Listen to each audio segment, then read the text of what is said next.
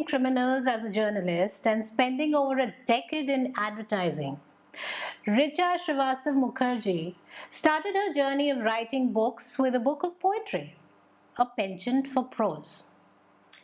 Richa won the Times of India Write India contest, after which she wrote a humorous take on pregnancy called I Didn't Expect to Be Expecting. Her second book, Kanpur Khoofiya Pvt Ltd, published by HarperCollins India, is a humorous thriller, soon to be made into a motion picture. We'll tell you more about this very interesting thriller in some more time, but for now, let's get chatting with this Mumbai-based young mom who's juggling between life, writing, and her 5-year-old. Hi Richa, welcome to Between the Lines. Hi Lipika, thank you so much for having me on your wonderful show and giving me something to look forward in these dreary times.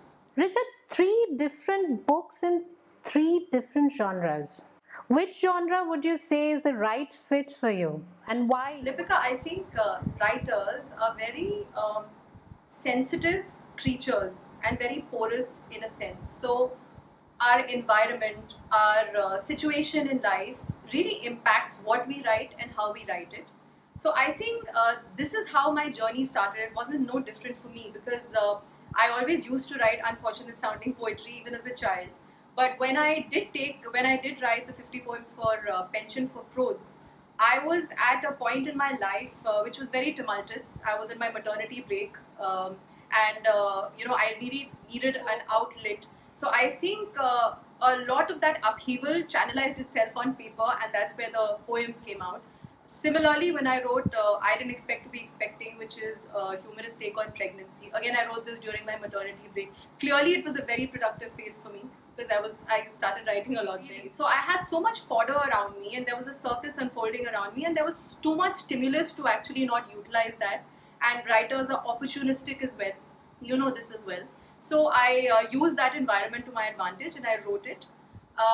Coming to Kanpur Khoofiya Pvt Ltd, I am a big fan of the genre, and who isn't? Like, who doesn't like crimes, crime thrillers and murders and mysteries? And I happened to be, on a visit, at a wedding in Kanpur, and that's where the idea popped into my head and I wrote it. And as you can see, Lipika, all my choices of genres and my themes have somehow navigated themselves in a very organic way. So I wasn't intentionally going about picking a genre. My publishers would be most upset at the haphazard way in which I write, because it's important to write in a particular way and, to kind of build a brand for yourself. But I'm happy that they've, believed in me so far because there is a uniformity in terms of the writing style. But like you were mentioning, genres and themes, I think I've just let them, and the ideas, I've let the stories pick themselves. As cliched as it sounds, that's what happened for me, really. But what I've observed is that even though they are varying genres, humor forms an important part of your writing. Is it natural or is it deliberate, or is that how you as a writer view everything around you with a sense of humor in everything? So, well before the writing bug bit me, which was much later on in life, I think I was absolutely enthralled with the world of books. And that's where it started. I mean, it caught me and bit me as a young child. And even though I was exposed to everything from the Mahabharata and Ramayana and encyclopedias and tinkles to, Huckleberry Finn and David Copperfields of the world, I think humor, when I was about, say, 13 or 14, it really caught hold of me. And I got into a little early, but I got into Irma Bombeck, and I was a big fan of P.G. Wodehouse. And somehow, that quirky lens trained on the world really took my fancy. And add to that, I have a big family spread all across the world, and a lot of them in Delhi, Kanpur and Lucknow. And all our reunions used to be peppered with anecdotes and masaledar stories, if I can put it across that way. And all of them were, raconteurs in our own way. So there was so much of storytelling and so much of interesting storytelling that, an amalgamation of all of this possibly helped me develop my own quirky lens on the world. And I honestly think, Lipika, that humor somehow, if you look across genres, it is omnipresent, yet it's nobody's child. Yes, Kanchana's book finds its way in even to my in my interviews. So it is, and somehow in a not a very deliberate way, I wanted to subtly give humor center stage. So that is, I'm really glad that people just understand that no matter what I'm writing, there is a uniform. I mean, there is this commonality in my writing, and it has held me in good stead so far, and it does make the world more palatable. You're right, it does. Every writer has these multiple stories running in her mind, you know. I mean, I'm sure you too would be juggling with several stories at the same time. And yet you pick one story that you want to go ahead with and give a shape of a book. How do you make that choice?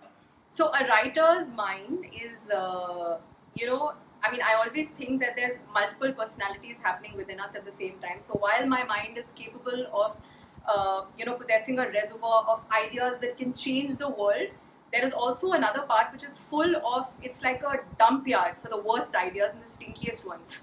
So all the ideas come running at you fast and furious.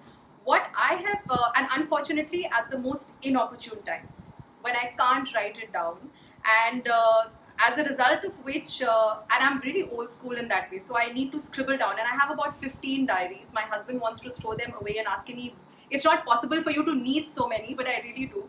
So I go around scribbling them all over the place, especially at night. I have terrified my daughter, who sees me haunting about like, a specter in the halls and scribbling, running out to just jot down something. So I understood a while back that a lot of them just come through like, speed of a freight train. What I've done is try to create a process for it. So essentially, I know that I write short stories, I write books, I write articles. So each one of those ideas, I have an innate sense that they are conducive to a certain kind of writing, a long format or a short format, and that I think I have the sense to understand and identify them when I have the idea. So what I do is I have developed I've kept a diary for this, and I've given them cluster, and I've made clusters, and I channelize all these ideas at the end of the week, and it becomes an interesting reservoir for me to just dip into on a ready day, bank to dip into every time I need to refer to my ideas. So I can't say it's as organized as as well as I'm talking about it and making it seem that way. But yes, I have found a method to the madness, and I keep referring to my diary. So I've tried to channelize them, and the ones that I think the book ideas that I've had are the ones that somehow marinate longer and keep coming back to me. So I know how to identify each idea now. So, Kanpur Khoofiya is the story of a detective, Prachand Tripathi, who owns a detective agency called Kanpur Khoofiya Pvt Ltd, solving cases of missing cats and unfaithful partners, until one day a simple yet high profile case to spy on an actress, Shailaja Kapoor, turns into a dark and dangerous game with the kidnapping of her. With a tightly knit story keeping you guessing all the time, what makes this book unique is the dash of humor and that Tate Kanpuriya feel. So tell me more about this setting in Kanpur. Why did you choose a city like Kanpur? So I was born in Kanpur. My dad's from Allahabad, my mom's from Kanpur. So So I you're a spent Tate a UP lot of my wala, that means, yeah. Absolutely. Okay. इसलिए my Hindi has to be शुद्ध, otherwise I'll be thrown out of the house by my father. So, I'm yes. sure, yeah. So I visited Kanpur. I spent a lot of my childhood in Kanpur, and as you can imagine, because of all the makhan malais and the charts and the likes, I was a really fat, rotund kid. So I spent a lot of my time only eating and playing with puppies around the house. But what I did not realize was there was so much about the place that I was absorbing, because my father was in a government job and we were moving around the country. And somehow Kanpur just took my, fascination and imagination, because, I've roamed the streets, I've eaten the street food, I have, been to the parks, the perspective that is not, that a lot of tourists are not privy to. So it was somehow very well ensconced in my memory and my system. So it was a familiar space to begin with. And somehow during a trip, as I was mentioning earlier, I had gone for a wedding and we were sitting and doing some boating because I just wanted to relive my childhood. Everybody does these weird things, right, when they go back to where they've grown up. And I honestly, it sounds really strange and that I'm contrived that I'm making this up, but I saw a detective agency called Foxy Detectives. And I just laughed my guts out looking at it. I was like, dude, that's so cool, Foxy Detectives. And you will not believe it, Lipika. That is exactly when it just popped into my head. And my basic theme was in my head already that I wanted to develop a character who's not this typical urban, over smart and, a suave detective. He's an earthy guy and he reeks of what, he's made of what Kanpur and, staying in a somewhat smaller tier 2, tier 3 city means. Not that Kanpur can be called a tier 2, tier 3 city anymore. And I just wanted to reflect all of that and somehow showcase the journey of a person who might not have it all figured out when he's born, but he has a dream and he's earnest and his heart is in the right place, and how he navigates, every chaos that is thrown his way, trying to achieve that dream. So it came about, I think, at a confluence of a trip and a gut feel and a visual at that point in time, and it just worked in my head. And what are you writing next? Is it going to be another case that Tripathi is solving, or is it something very different this time again? So interestingly, what I have written, so I somehow think that my reflection and my taste in reading is somehow extended to writing as well, because I think I have a multiple personality disorder while reading and writing, because I can't consume the similar genres and the similar stuff through and through. I need to keep changing it around. So my current book, which is coming out in the next couple of months, is incidentally a humorous. So everybody asked me that, oh, KKPL 2, and I said no, I've taken a little bit of a break, because this idea came to me first while I was traveling to Spain. Again, these ideas pop out at me at the most inopportune times, like I told you. I was in the washroom and I had to rush out just to write it down, and that became a book. So it is a humorous family drama, and it's about an altercation between a mother and daughter, and it's a coming of age story. So that's the one that is coming out this year, and currently I am writing KKPL 2, Kanpur Khoofiya Pvt Ltd 2, because Lipika, I mean, you'll agree with this. You're a wonderful writer as well. That some characters and some things that you write stay with you, and they have a life of their own. But there are certain characters and stories you write that lend themselves more easily to an extension or a franchise, and I think KKPL for me right now is that. And I thought it deserved, another sequel. So that's exactly what I'm writing right now. Though I've tried very hard to not say anything mean or uncomplimentary about my grandmother, because I drew so heavily on the grandmother in my previous book and all her, odd habits, that my father read it and highlighted it, and he said, "Beta, she will not be happy in heaven right now. Please don't do this." I said, no, because she's my inspiration right now. So yeah, I borrowed really heavily on the characters I grew up with. So it is slightly autobiographical in that sense. And still, you stick to humor. I mean, whatever you write, there is an element of humor and fun there. How difficult is it to be able to identify that this is just the right bit of humor that I need to add to the story? Is it a deliberate attempt to do that, or it's like something that naturally comes to you while writing in a flow? So, Lipika, I think humor allows us to take liberties. It's just that we need to decide as writers how much is too much. So I have, again, there are certain genres that lend themselves easily to humor. For example, when you're writing a contemporary story, it's all about relatability and extendability of your own life, to someone else's. And in day-to-day life and local general parlance, there's a lot of places in which you can infuse humor naturally. However, when you're writing maybe say literary fiction, or if you're writing a thriller and there's a very tense moment, you can't always be writing about it in jest. So the kind of the guiding compass I rely on is that it should not be contrived, it should be natural, and it should not offend. So it's very important for me to always have these filters in my head. Especially when these days, humor has kind of become more like an art to offend. Whatever I've read of your work, I find it, quite palatable.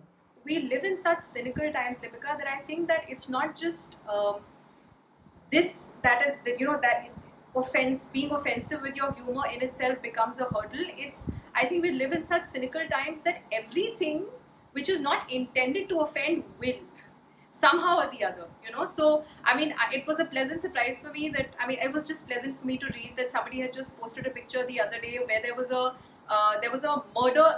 There's a point in the book where somebody's just discovered a murder. The husband and wife have discovered a murder, and somehow or the other to handle that delicately, while because obviously you can't make fun of the dead, right?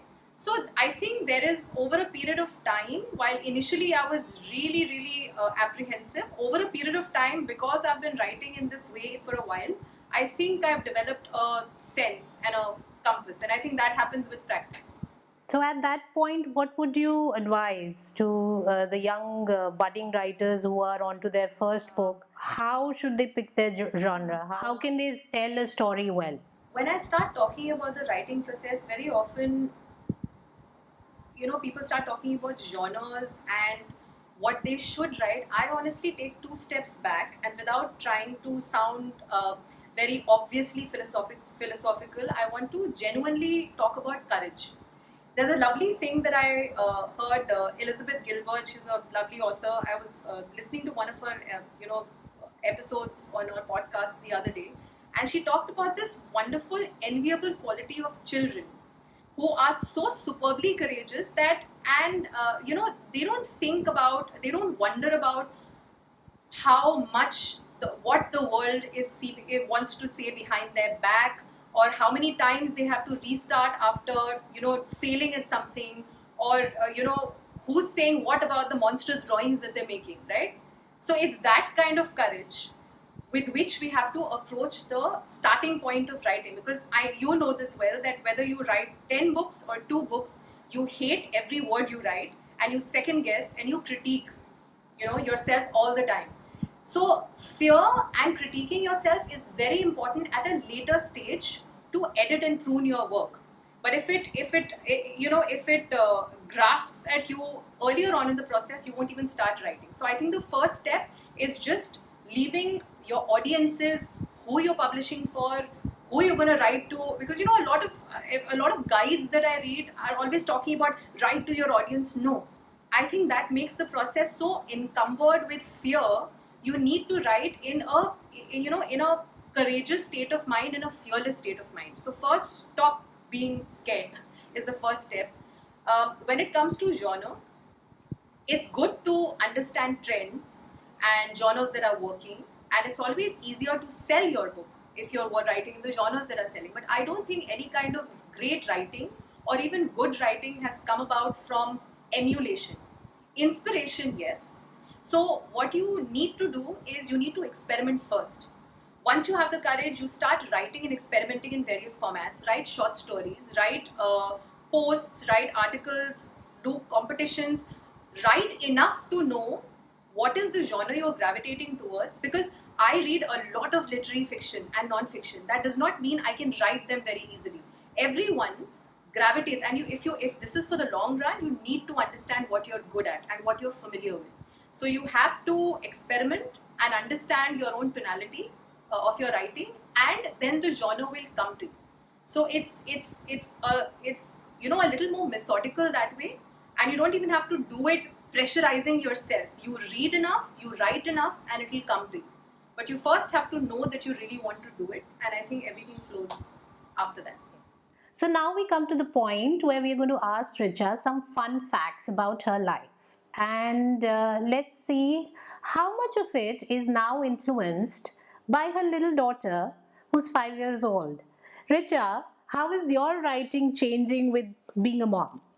That as soon as you asked me that question, I giggled because my mind shot back to this one Insta live I was doing 2 weeks ago, where I was waxing on about writing and inspiration and everything, and I suddenly felt a tug, at my leg, and I looked down, and my daughter was sitting there with a bowl of chocos, and she's like, talk, it's fine. I just was looking at her saying, what's going on? So that is, in a sense, summarizes the chaos in which I write. And I don't think I wear it like a badge of honor. I think it comes from a place of necessity.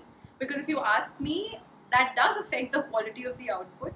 But unfortunately or fortunately, I started writing at a point which was a very chaotic point in my life.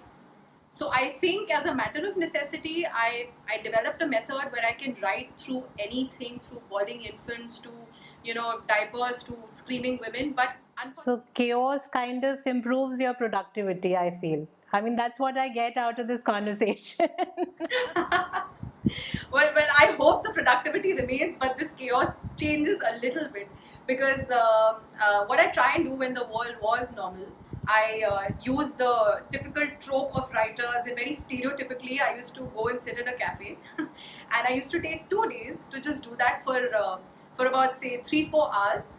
And that was the time when I was editing and writing down. So when I'm plotting and I need to do those crucial parts, then I try and do it outside, or I tried to.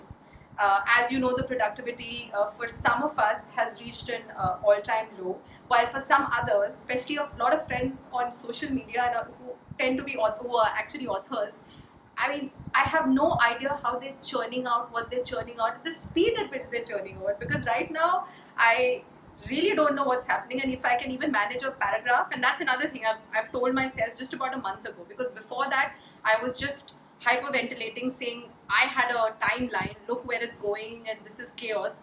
But then I honestly looked at my daughter, and she seemed a bit more calmer in the situation, and she was handling her schoolwork and sitting in front of her iPad for 4.5 hours. Essentially, they don't learn much. All they do is miss, pippy, miss, potty. That's all they do because they're 6 years old. But she's handling it. My husband's handling it. Now we've split up the tasks, and I try and find patches of time when I can write.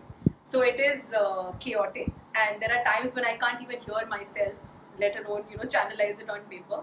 But we must do what we must do in the times that we are.